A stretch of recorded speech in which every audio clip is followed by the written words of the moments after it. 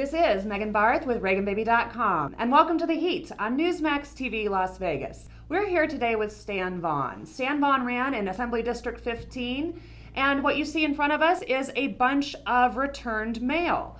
This segment's going to be about voter fraud. Does it exist or doesn't it? We're here to shed a light on what's happening in Nevada during the general election. Hi, Stan. Thank you very much, Megan. Welcome. Pleasure to be here. So tell us a little bit about yourself. My name is Stan Vaughn. I was the Republican candidate for Assembly 15 in the recent general election. My background is I'm the WCF World Chess Champion. I'm also a three-time Correspondence Through the Mail champion. Two-time Mensa High IQ Society certified at 196 Special Interest Group World Champion. Gold medalist in 1980 Student Games, a world record for the number of blindfold chess games played at one time, and a world record for simultaneous correspondence games played at one time. One of the key things is my background is in statistics and pattern recognitions. I was a 1986 National Trivial Pursuit champion, and in 1971 I was named the most outstanding history student in the entire United States. I was noted for my cryptanalysis and detective skills, solving the Zodiac Killer cipher and the Shugbury Hall Monument and the Shakespeare Westminster Abbey Monument ciphers. So you've got some detective work behind you, right? And you obviously know numbers and you're good with recognizing patterns. Right. So did you notice any kind of anomalies during your race? And I think that this is a good representation of it. Kind of explain to the audience what we're looking at here on the table. Well, what we're looking at right here is that in my race, we sent out mail to voters who are on the active voter rolls, currently registered voters, Democrats, Republicans, Independent American Party. But our main thing is as we went door to door, knocking on doors, and we saw a discrepancy that we asked, is this particular person on the walking list, and they show up that they're not there, we would turn around and mail a first-class piece of mail.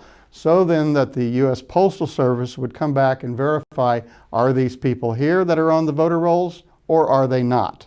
And this is the result of that. We have 9,200 envelopes returned and certified by the United States Postal Service as these people are not eligible voters. But they are on active voter rolls in the state of Nevada. To this day, yes. To this day. Yes. Okay, and I understand that you took some time after the election and went through 200 of these, and you found that 185 of these people actually voted. That's correct.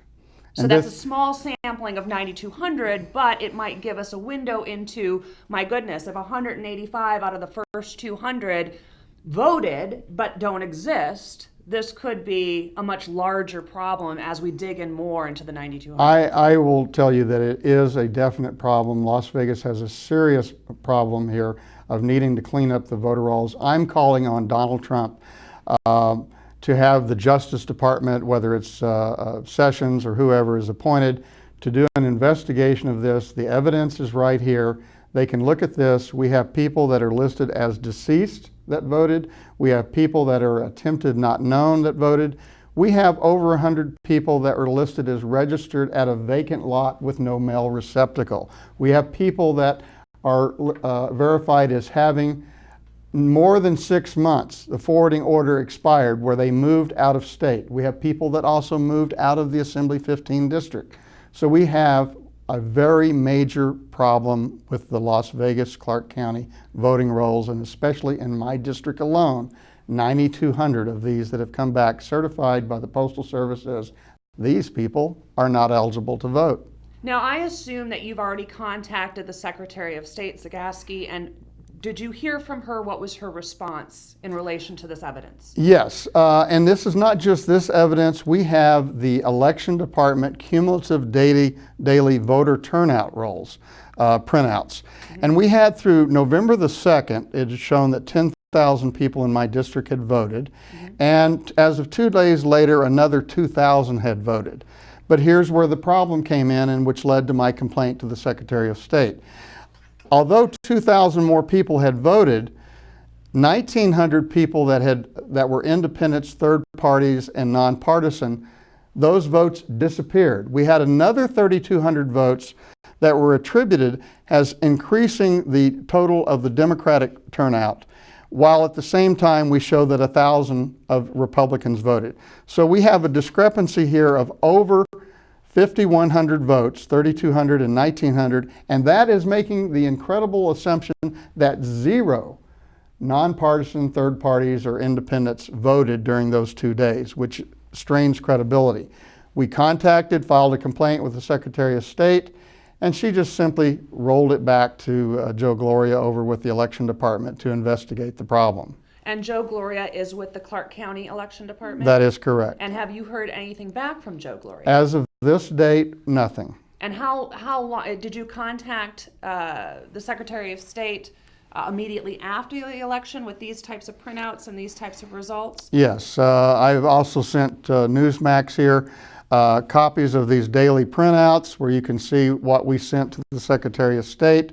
I have the emails still on record of the correspondence with the Secretary of State, and we have requested that printouts of those that voted. We don't want to invade their privacy as who they voted for, but if we know that these people voted, then we have a major problem. Mm-hmm.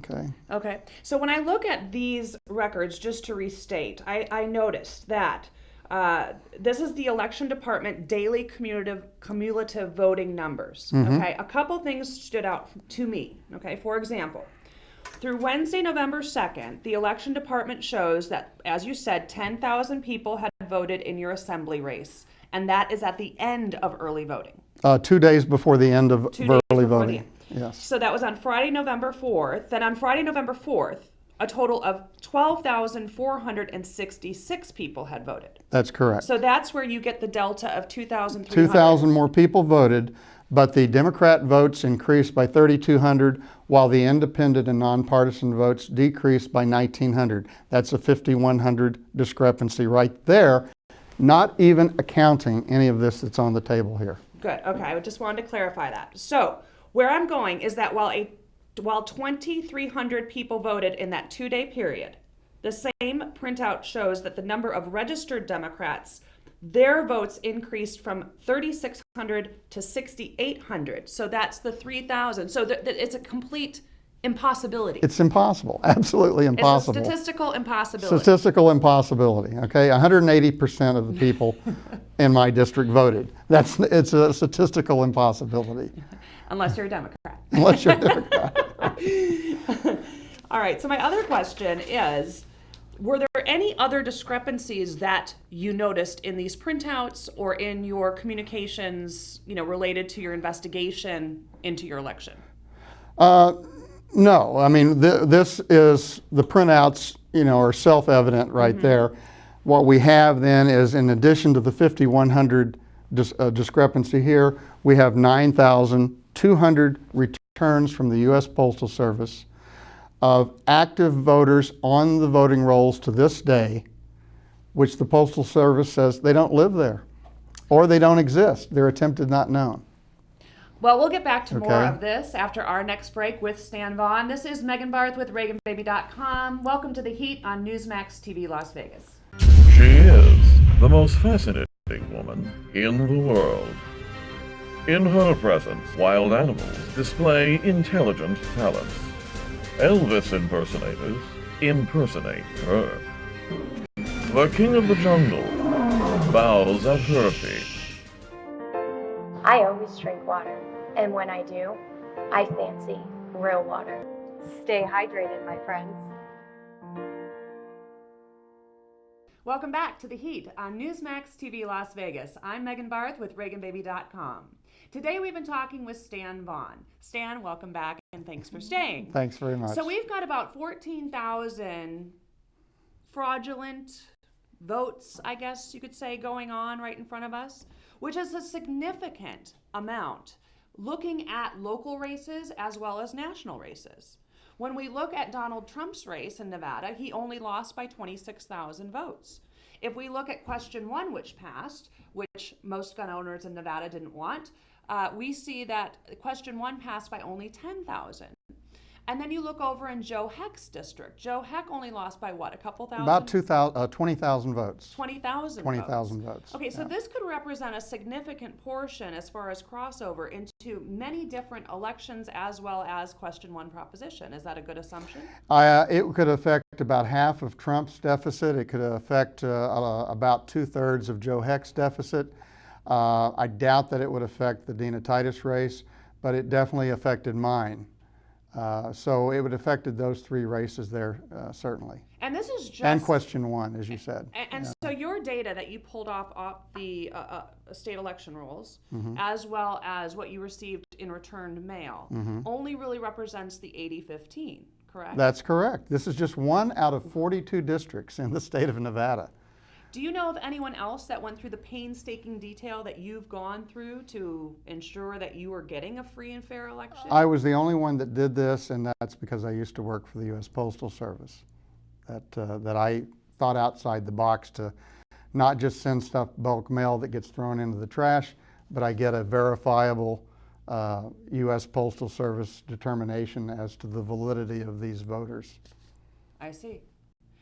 Okay, so if we go back towards the Secretary of State, Mm-hmm. okay, currently Rocky De La Fuente has asked for a recount, but in how many is your district part of his recount efforts? If it's a statewide, I would think so. That I'm 1/42nd of that recount effort. Yeah. Okay, and have you shared any of this information with anybody else outside of Newsmax TV and outside of the Secretary of State Department? Only with some other local candidates that lost by close margins to see if this would be something they would want to get involved in. I would certainly want to see the Justice Department get involved, or Barbara Sagafsky do a more intense investigation. I think just turning this back over to the Clark County Election Department is not the course that we should take. You need an outside independent audit of these discrepancies and an outside independent review of this right here, whether it's the Trump organization or whether it's the Justice Department. I think that people's voting rights on a federal level have been denied. What I want to see out of this is to wipe out the ridiculousness of people like Edward Snowden having been one of these 9,200 here. Wait a minute. And a lot of... Wait a minute. So you sent a piece of mail to Edward Snowden. He was in your district? Yeah, on Boulder Highway, yes. Oh, he's on Boulder Highway. He lives, yes, and I just saw a movie that said that he's over in Russia. I thought he was in Russia, yeah. That's what I thought, you know. So maybe the Russians planted him. Oh, maybe but he you know, he didn't vote for you. He didn't vote for Trump, obviously. So this is just the absurdity. I could give you just dozens of names of movie stars and Willie Nelson, for example, and Waylon Jennings, and these people have no originality when they're making up names for voters to register them. So you have Edward Snowden, Willie Nelson, yeah, Waylon Jennings, and it goes on and on. And you got to return mail from them. They were no longer at the residence. They were no longer at that residence. They probably were never at that residence. They were probably never at that residence. That's correct. So I being ReaganBaby.com, I've written on voter fraud no less than 3 times. So I know it exists. There is a problem with electronic voting machines. There's a problem in obviously registering Willie Nelson and Edward Snowden in your district. And we obviously have a problem when we see thousands of votes that mysteriously either disappear or they benefit or they reappear in the Democrat coffers. Mm-hmm.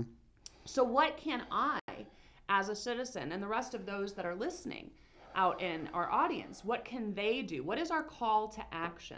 There's a number of things that need to be done. One of the most important things you can do, I personally was affected in 2012. I went on the second day of early voting to vote, and I was told by the poll workers there, Dr. Vaughn, you've already voted. I go, no, I haven't.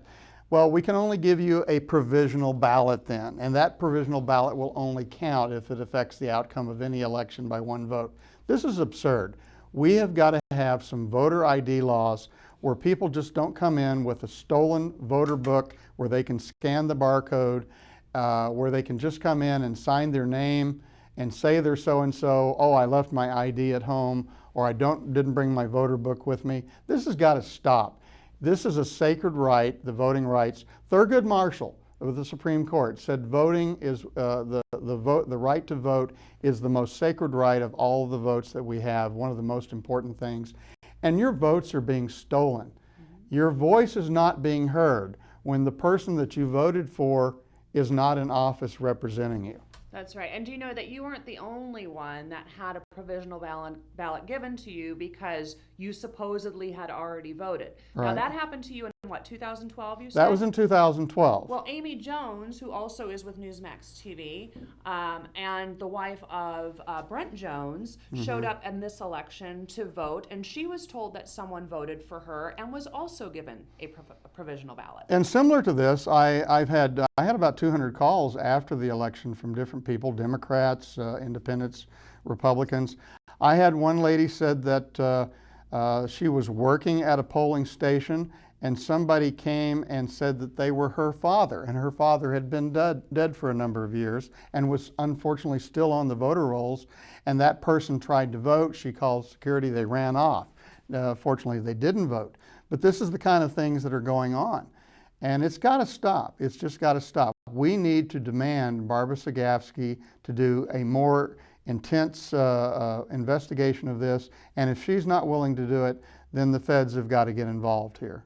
And we also need, and I would be the biggest advocate for a national voter ID. Yes. As far as everybody that has to vote or wants to vote, that can vote, that is willing to vote at the age of 18 and older, has a national voter ID, proving who they are and proving that when they do show up at the polls, no one else is disenfranchising their vote by basically impostoring your identity, correct? Well, if you want to buy beer at your local convenience store, you've got to show some ID.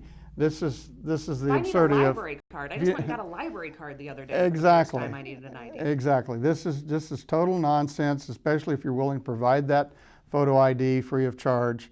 This can't keep going on. Something's got to be done. Now, before the day of the general election, we had early voting here in Nevada. And how long did that early voting last? It lasted from October the 22nd until November the 4th. So it was exactly 14 days of early voting. So on the 14th day, November 4th, there was a local polling place here in Nevada called Cardenas Market, who was supposed to shut down their voting at 7 o'clock. And they allowed people to line up after 7 o'clock and vote. And they were encouraged by Joe Heck's opponent, Catherine Cortez Masto, to vote after the polls had technically closed and to go stand in line at Cardenas. I understand that you uncovered a tweet by Catherine Cortez Masto encouraging late voting. Is that correct? That is absolutely correct. I sent you a copy of that tweet. It's still currently up at Twitter. At approximately 9 o'clock, 2 hours after the polls had closed, you had Catherine Cortez Masto urging supporters, saying that I will be down there at the Cardenas Market, which is just right north of where I live, and that I'm encouraging people to come on down and vote essentially until 10 o'clock. Come on down. And they had lines that kept them open till 10. Isn't that correct? And that's correct. And if you're not in line, this is 2 hours after the polls closing, and she is encouraging people, not that are in line, to stay there and vote. She's encouraging, come on down and vote. You know, so there needs to be something about this investigated into. You know. So we're nearly out of time, but I want to ensure that everyone that's listening, that's watching, walks away with something they can do, not just specifically to help you, but this impacts their vote.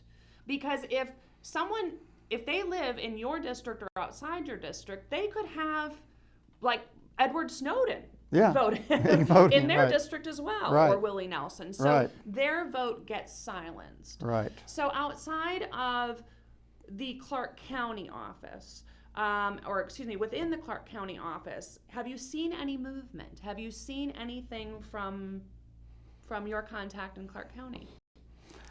No, I've not received anything back from the election department about how the investigation is going. They have not provided me with printouts of those that voted so that I can compare these myself and not just have a third party look at it. This is something that it needs to have an official investigation, whether it's by the Justice Department through the FBI or whatever that we might need here, the Trump Organization or something. I realize it's a moot point as far as the election for Trump, but it's not for Joe Heck. I don't understand why Joe Heck doesn't get involved in this. If this is brought to his attention, his campaign should be funding a lawsuit or having me be a part of his recount situation there, or anybody else that was affected by this. But specifically, it seems to me like everybody could be affected because yeah. you're really the only one that put in the due diligence, having the post office background as well as being a statistician and a understanding patterns. This could happen in every district in Nevada. That's correct. So and how can Joe Heck get a hold of you via email or? I'm stanvon.org, or he can email me at stanvon@live.com. I'll be happy to respond to them and make Xeroxes of all of this available to him, or he can come down and have somebody from his campaign look at this evidence and make Xeroxes for their own purposes. But I have a feeling that he could very well have a chance to be a sitting senator in the U.S. Senate, and it could have an effect on the outcome of different Senate votes in the future here. I know that my race by itself won't overcome the makeup of the Assembly as far as having majority control, but for the next 2 years, at least, the voters in my district are going to be denied the proper representation. Mm-hmm. And I hope that they will consider re-electing me 2 years from now. So you're going to try it again? Absolutely. I can't let this stand. These are the type of candidates we want. We want somebody that is an outsider, that comes from the private sector, and that represents the people, of the people, and for the people. And you're doing a fantastic job on behalf of all the voters in Nevada, as well as, I'll even say, beyond Nevada. Because if this is happening in Nevada, it's happening in communities and states across the country. I think it's happened in at least 5 other states or more, possibly. Yeah. I wouldn't doubt it. Well, Stan, thank you. Thank you so very much for having me. Yeah. This is Megan Barth, and this was The Heat on Newsmax TV Las Vegas. You can find me here or on ReaganBaby.com, on Twitter, Reagan_baby, or on Facebook. Thank you.